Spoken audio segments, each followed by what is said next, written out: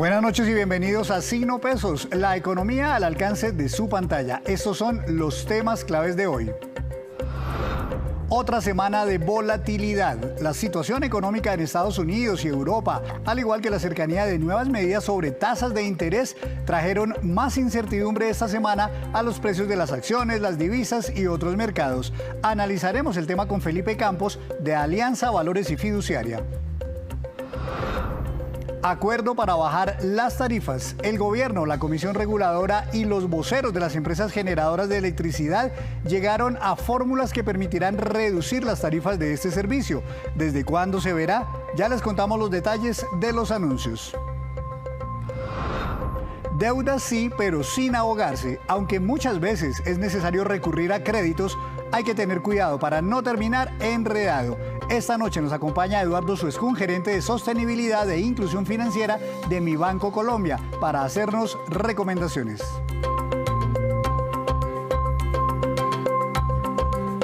Y comenzamos esta emisión hablando de la volatilidad que se registró esta semana en los mercados financieros. Muchas de las acciones siguieron bajando de precio tanto en Colombia como en los Estados Unidos y en Europa. Doctor Felipe Campos, gerente de inversión e investigaciones económicas de Alianza Valores y Fiduciaria. Buenas noches, ¿cómo está?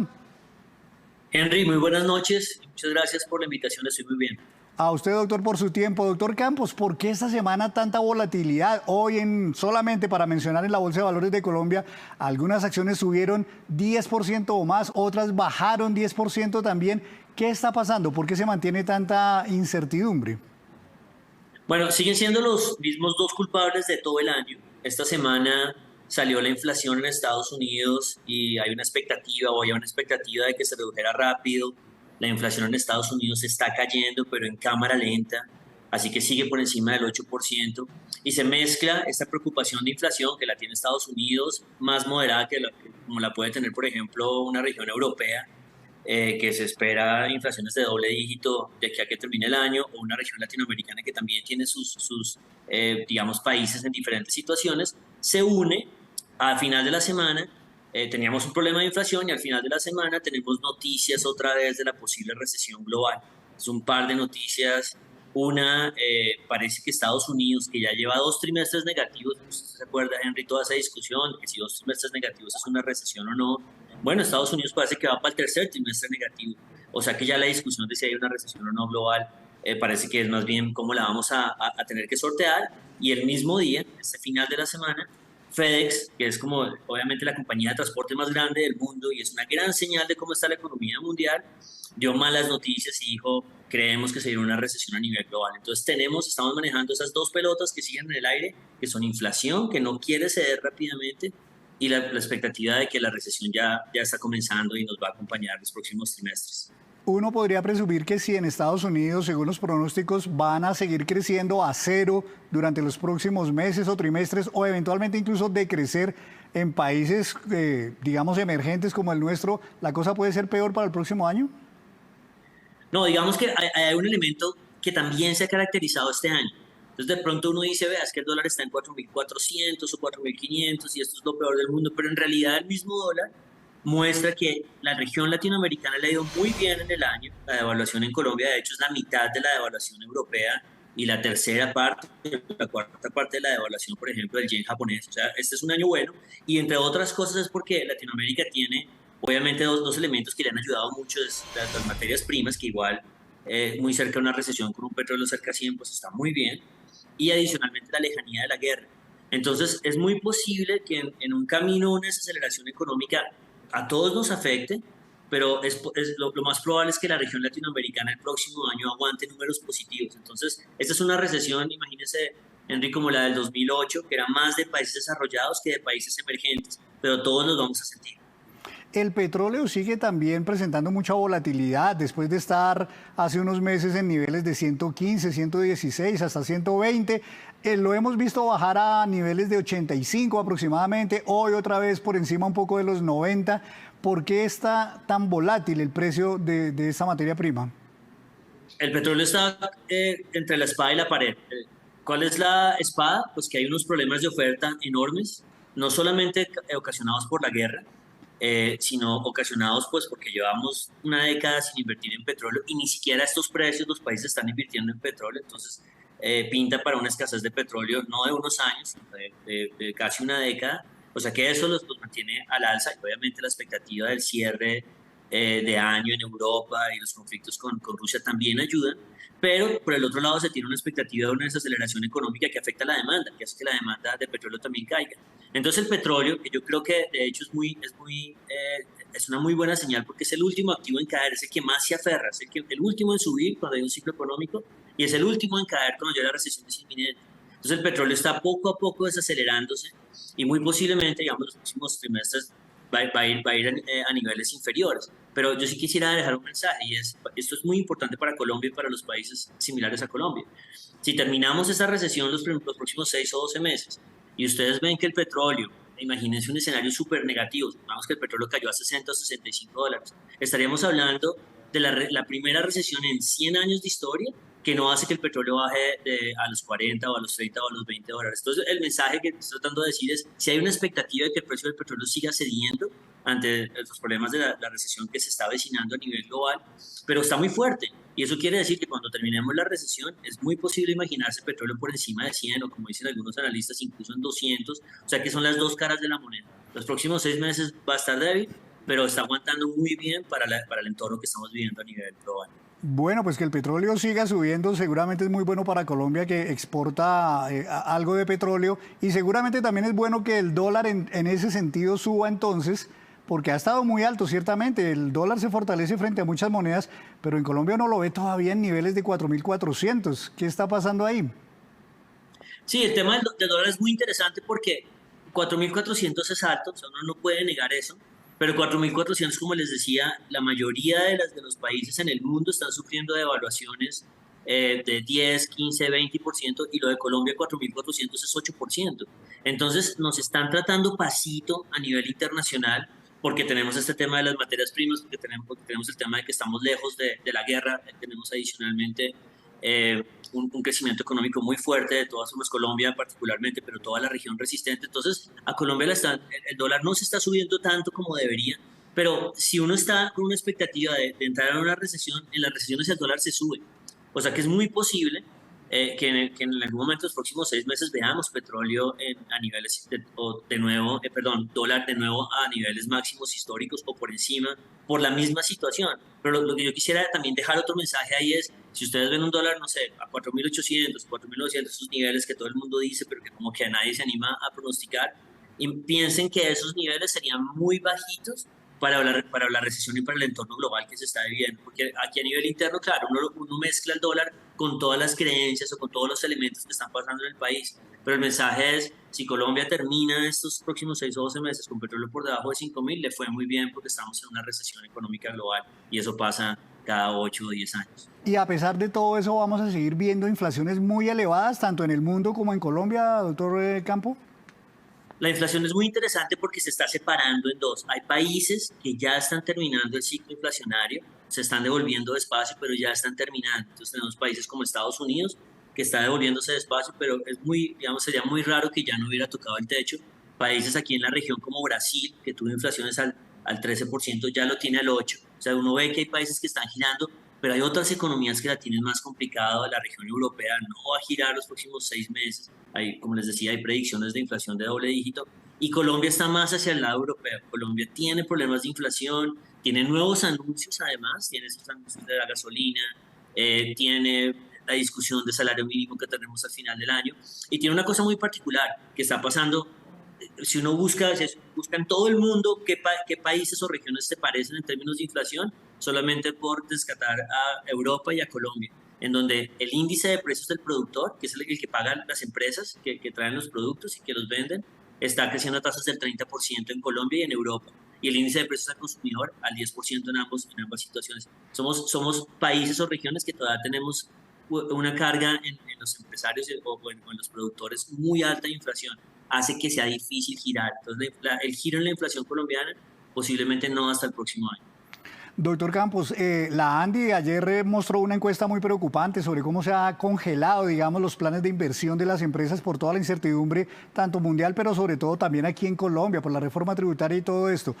En ese sentido, para las personas naturales que tienen algún capital, algún excedente y quisieran invertirlo, por ejemplo, en la Bolsa de Valores de Colombia, al final de cuentas, ¿este momento es bueno o es malo para invertir? Es una pregunta súper complicada porque la realidad es que las acciones colombianas, la bolsa de valores, no lleva un año regular o dos, lleva en realidad 10 años en los que no ha habido una valorización en los precios de ninguna compañía. Entonces hay gente que dice, no, esta es culpa de este presidente particular de esta compañía. No, en realidad es un estancamiento, y no solamente colombiano, hay un estancamiento a nivel casi que global de las bolsas, excepto la de Estados Unidos.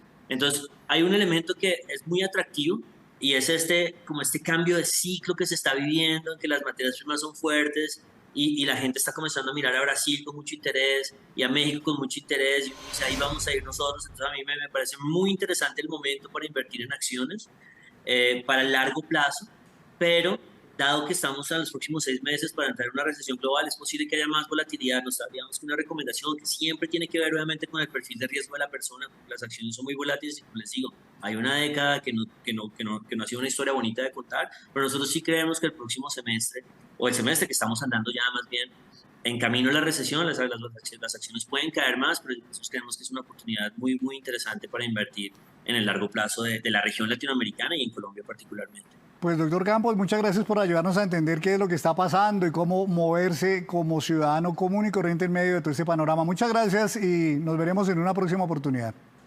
A ustedes, Henry, y una feliz noche. Muchas gracias. Es el doctor Felipe Campos de Alianza Valores y Fiduciaria. Y a propósito de clima de inversión, el ministro Ocampo, José Antonio Ocampo de Hacienda, continúa su viaje en Nueva York, donde hoy se reunió con voceros de las firmas calificadoras de riesgos, con inversionistas y con banqueros muy importantes en un intento por mejorar la imagen de nuestro país. Hoy nos envió este resumen de su jornada de estos encuentros. Y diría yo que la evaluación que tenemos es muy positiva.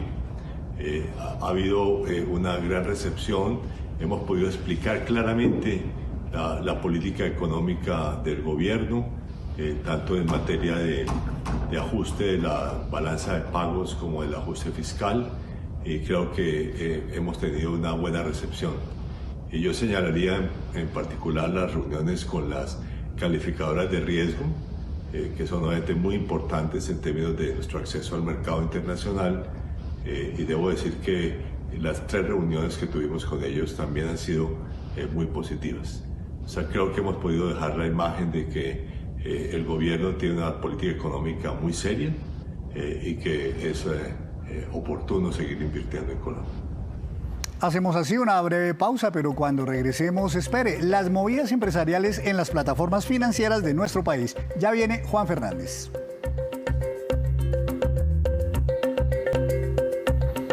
Regresamos a Signo Pesos. Endeudarse tiene una doble connotación. Por un lado puede ser algo positivo porque permite cumplir metas personales y familiares, pero en ocasiones es problemático porque puede terminar comprometiendo nuestra tranquilidad. Para hablar de este tema tan cotidiano e importante, saludo a un experto, Eduardo Suescún, gerente de sostenibilidad e inclusión financiera de Mi Banco Colombia. Doctor Suescún, buenas noches.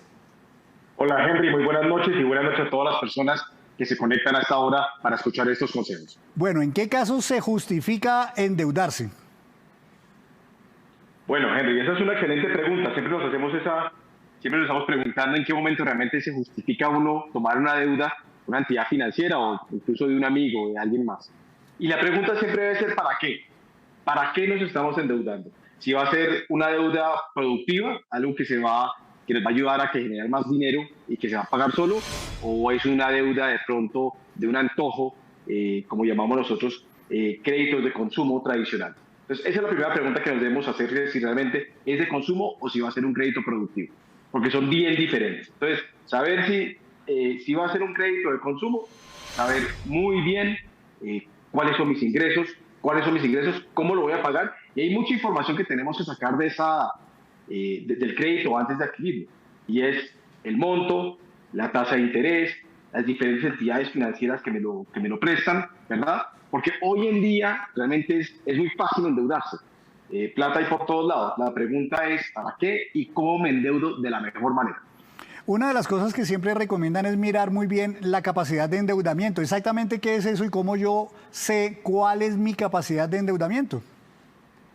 Bueno, eso es excelente. Digamos, para tener claridad sobre eso, lo más importante es tener un presupuesto, porque el presupuesto nos va a permitir tener claro cuáles son nuestros ingresos, nuestros egresos, nuestra capacidad de ahorro y mis deudas. Porque si yo no tengo claras mis cuentas, realmente puede ser riesgoso incurrir en un nuevo crédito sin saber si voy a tener realmente la capacidad de pagar.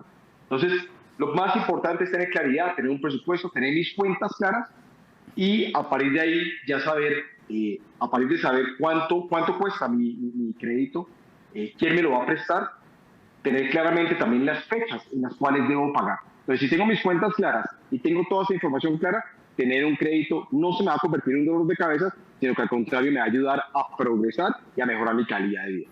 A mucha gente le gusta tomar créditos bancarios a muy largo plazo porque consideran que entre más bajita le quede la cuota es mejor, pero a veces, entiendo yo, se pagan muchas más tasas de interés por tomarlo a tantas cuotas. Si tengo la capacidad, ¿es mejor tomarlo a pocas cuotas o si después se me mejora la situación, pagarlo en un plazo menor al que había inicialmente pactado con el banco?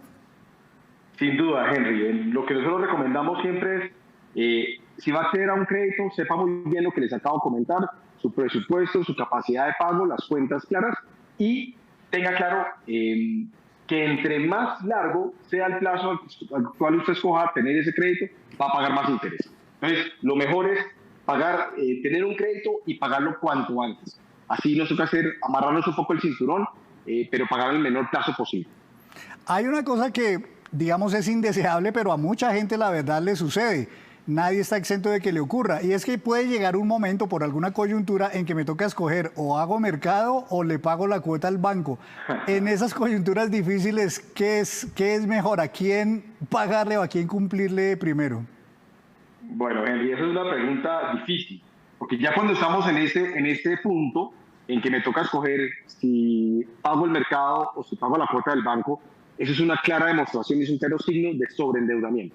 Y el sobreendeudamiento es un tema muy, muy peligroso, porque significa que estoy tan endeudado que ya no tengo ni siquiera la capacidad de pagar, digamos, los consumos básicos de mi vida, lo que son servicios básicos, o un arriendo, o incluso la comida. Entonces, en ese momento, cuando ya nos damos cuenta que no me está alcanzando para pagar la comida, que es lo más básico de todo, sí tengo que ser muy consciente y de tomar decisiones radicales. Radicales es en ese instante, yo diría, haga el mercado más pequeño que pueda hacer, lo básico de lo básico, pague su cuota, haga lo posible por pagar esa cuota o por lo menos pónganse en contacto con su entidad financiera para comunicarse con ella y decirles en la situación en la que se encuentra, a ver si existe alguna solución para, digamos, para ese crédito. Y usted en su vida y en su presupuesto tiene que tomar decisiones, como lo decía, radicales. Cortar de tajo todo lo que son gastos innecesarios, mirar qué capacidad, si tiene ahorros, por ejemplo, en algún otro lugar, o se ha venido construyendo un ahorro con anterioridad, utilizar esos ahorros y ponerse al día. Y de nuevo, todo eso enfocado en el buen manejo de un buen presupuesto, tener esas cuentas claras para nunca volver a caer en una situación de tomar la decisión si como o le pago al banco. Cuando usted habla de tomar una opción, hablándolo con el banco, ¿es eventualmente rediferir a más tiempo, mirar si le pueden hacer una cuota más baja, reducirle la tasa de interés? ¿Cosas como esas son viables? Exactamente, de eso se trata. Digamos, el banco le va a dar diferentes opciones. Rediferir la cuota, rediferir el plazo, rediferir el crédito, seguramente será una opción, pero claramente esto no es el escenario ideal. Tenemos que tener en cuenta que si yo tomo una decisión de esas, seguramente se va a ver afectado mi historial crediticio, que es lo que realmente nosotros todos cuidamos tanto, el historial crediticio, que es esa carta de presentación que tengo yo frente a los bancos, que es la que yo muestro el momento de pedir un crédito, y dicen se demuestra ahí cómo ha sido mi comportamiento de pago. Entonces, si dentro de ese reporte ya ven que yo no pago a tiempo, me atraso, e incluso he rediferido créditos que ya había sacado anteriormente, seguramente me va a bajar la calificación y me voy a ver afectado.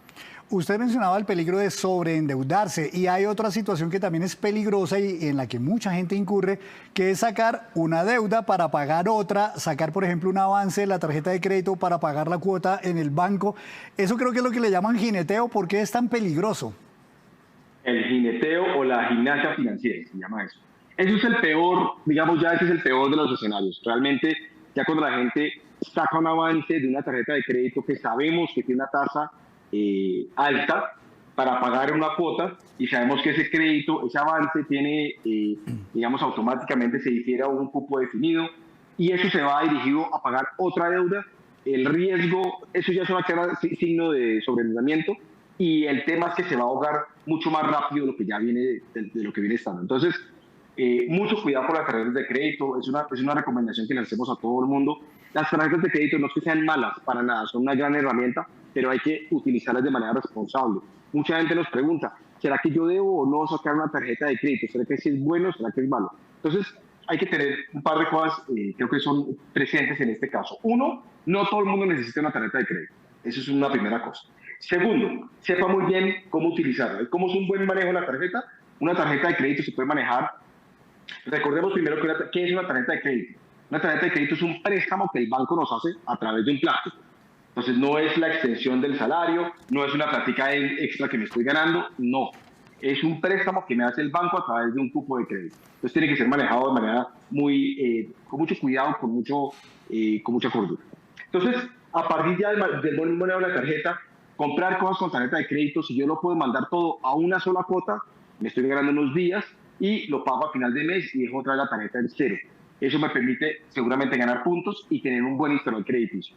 Entonces, eso es un buen manejo. Cuando yo empiezo a comprar cosas, por ejemplo, la comida, el hacer mercado o comprar cosas por antojo o irme de rumba y empiezo a ponerlo a 2, 3, 4 y hasta 5 o 6 meses, estoy pagando lo que algo me costaría 200.000, voy a terminar pagando 400 y 500.000 pesos por el mismo producto, sencillamente por diferir. Así que yo los invito a que hagan un manejo responsable de la tarjeta de crédito y que la utilicen de manera inteligente. Pues excelentes recomendaciones, doctor Suescún. Todo esto hace parte de la educación financiera. Muchas gracias por estar aquí en Sino Pesos, muy amable. Muchas gracias, Henry. Gracias por la invitación. Un saludo para todos. Feliz noche. El doctor Eduardo Suescún de Mi Banco Colombia. Y ahora le doy paso a Juan Fernández, quien llega con noticias precisamente del sector financiero. Juan, buenas noches. Su tema para hoy, bienvenido. Buenas noches, hoy voy a hablarle de todo este tema relacionado con las fintech, estas compañías que sin ser bancos prestan servicios financieros apoyadas en la tecnología. Y el caso es el de RappiPay, que ha logrado una financiación por 500.000 millones de pesos que al final irán a la expansión de la compañía, que debe andar por el 1 millón de usuarios y unas 220.000 tarjetas de crédito en el país. Estos recursos vienen de un crédito sindicado, es decir, de la unión de varios bancos para hacerlo, en este caso Bancolombia, Banco de Bogotá, Vivienda y también el Banco Itaú. Ese financiamiento a RappiPay va en esa línea con el paso de hace pocos días de convertirse en una entidad financiera en Colombia. RappiPay está controlada por Rappi, la aplicación, y el Banco Davivienda. Es un negocio que hace parte también de ese paraguas que ha desarrollado la compañía tecnológica. Juan, ¿y cuál ha sido la historia de RappiPay? Fíjese que el de RappiPay es un negocio que empezó en 2019, como se le conoce en ese momento, como una billetera virtual de las que en Colombia hay decenas y que se encargan de guardar dinero y realizar operaciones financieras sin la necesidad de tener una cuenta bancaria o incluso una tarjeta de crédito. Esa billetera inicialmente utilizó la plataforma DaviPlata para que los clientes de Rappi pudieran hacer desde ahí pagos, giros y también compras. Hoy Rappi y Davivienda son socios en ese negocio que busca clientes de manera muy viral en los mercados que además de Colombia está presente, que son Perú y México. Y esta pues es la movida de hoy sobre fintech y este caso de RappiPay y su nuevo crédito, línea de crédito, financiación por 500.000 millones de pesos. Juan, muchas gracias. Nos veremos el próximo lunes con más movidas empresariales. Hacemos otra breve pausa y les contaremos las aclaraciones muy importantes que hizo hoy el ministro de Transporte sobre los planes de manejo de los precios de los combustibles. Enseguida nos vemos. Tras varias horas de reunión, el gobierno y las empresas del sector eléctrico llegaron a un acuerdo para modificar ciertos parámetros regulatorios y lograr por esa vía una reducción en las tarifas de energía que en las últimas semanas han sido motivos de protesta por lo elevadas que están. Veamos apartes de lo anunciado hoy desde la Casa de Nariño. Tenemos 3 medidas regulatorias. La primera es la 071-017, En esa medida, básicamente, invitamos a todos los generadores y comercializadores a que hagan una renegociación de sus contratos bilaterales. Que los comercializadores, entre todas las obligaciones que tengan entre septiembre y diciembre, hasta el 20% las van a poder diferir en los próximos 18 meses. Que hay unos indexadores que ya han escuchado en las últimas noticias, que el IPP, el IPC, bueno, se ha hablado de muchos indexadores que impactan esa tarifa eléctrica. Entonces lo que queremos es que se tome el mínimo, el indexador mínimo entre el IPP, el IPC o cualquier otro indexador que la empresa misma puede plantear. Lo importante es que este sea un indexador nacional. En las tarifas del mes de noviembre se verá reflejado esa disminución que va a ser fundamental para que tengamos los colombianos la tranquilidad. Pero también tenemos que tener claridad que tenemos que buscar el mejor indicador, el mejor indexador que se tenga hacia el futuro. Como usted ha dicho, hay que mantener este diálogo permanente para que con esas técnicas podamos verdaderamente afrontar las necesidades que tiene el país. El peor servicio es el que no se tiene y en este momento estamos logrando un acuerdo de voluntades para que podamos mejorar el servicio, la continuidad y lo más importante, para que se sienta reflejado la voz del pueblo que quiere en este momento ser oído. Así que nosotros nos sentimos muy orgullosos de decirle que cuenten con nosotros, lo hemos hecho en toda la cadena del sector y lo más importante es que se ve reflejado este diálogo en resultados óptimos donde tenemos hoy por hoy fortalecido más que nunca nuestro sector y diciéndole a los colombianos que aquí seguiremos trabajando para bien de todos. Y desde Cartagena, el ministro de Transporte, Guillermo Reyes, hizo hoy a través de Noticias Caracol y Signo Pesos importantes aclaraciones sobre el manejo que el gobierno le quiere dar a los precios de los combustibles y a ciertos beneficios para algunos sectores sensibles. Veamos. Ha quedado claro que el aumento generalizado de la gasolina lo será para todos los sectores. Y en materia del diésel, lo que es gas y el ACPM no tendrán incremento. Perfecto, pero entonces si es generalizado, por ejemplo, también los motociclistas y también los taxistas están diciendo que pues este precio generalizado podría afectar de manera considerable pues sus finanzas y podrían estar entonces convocando a un paro nacional. He señalado desde el día de ayer que el presidente de la República ha creado un escenario de diálogo con los pequeños transportadores, los transportadores de taxis y servicio público y motociclistas, para efectos de determinar si se establece un subsidio, una compensación a ese incremento de los valores del combustible. En cuanto hacia las motos, la propuesta que inicialmente se está planteando es una reducción del valor del SOAT que compensa ese nivel. Y en lo que hace a los taxis y a los transportadores, pues la propuesta es que nosotros conformamos, como ayer lo decía en Antioquia, una mesa de trabajo para escuchar propuestas y alternativas para establecer una compensación a ese incremento de la gasolina. Entonces, no es que esté cerrado a que no va a haber, por el contrario, estamos llamando al diálogo, a buscar alternativas. No hemos dicho que el gobierno se cierra a no establecer unos subsidios, sino por el contrario. La invitación es: no hagamos un caos, no llevemos un mensaje equivocado. El gobierno no ha dicho que no existen posibilidades de subsidios, sino todo lo contrario. Hay un escenario de diálogo para buscar y crear consensos y determinar cómo vamos a compensar ese incremento para que el servicio y pues su prestación no se afecte. Y ahora estos son los indicadores económicos que usted debe conocer antes de irse a dormir. La tasa representativa del mercado, que regirá hasta el próximo lunes, es de 4.435 pesos con 84 centavos. Subió 31 pesos con 20 centavos el dólar.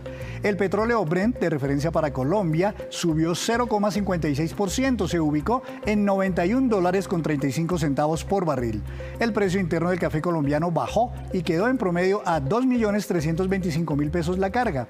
El índice MSCI Colcap de la Bolsa de Valores de Colombia bajó 0,34%. La acción que más se valorizó fue la de Grupo Argos, con una ganancia del 10%, y la que más bajó fue la preferencial de Grupo Sura, con un retroceso de 10%.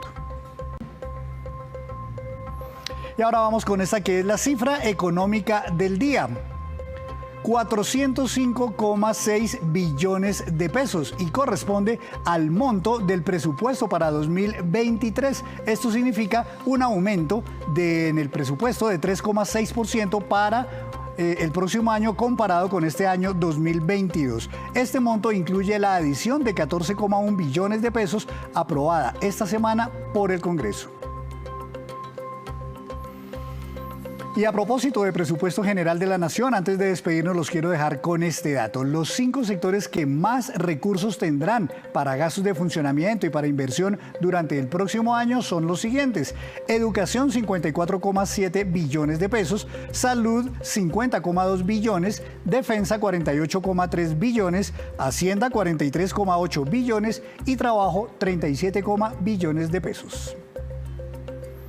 Y así terminamos por hoy, pero los esperamos el próximo lunes con una nueva emisión y toda la información económica que usted necesita saber. Esto es Signo Pesos, la economía al alcance de su pantalla. Buenas noches, feliz fin de semana.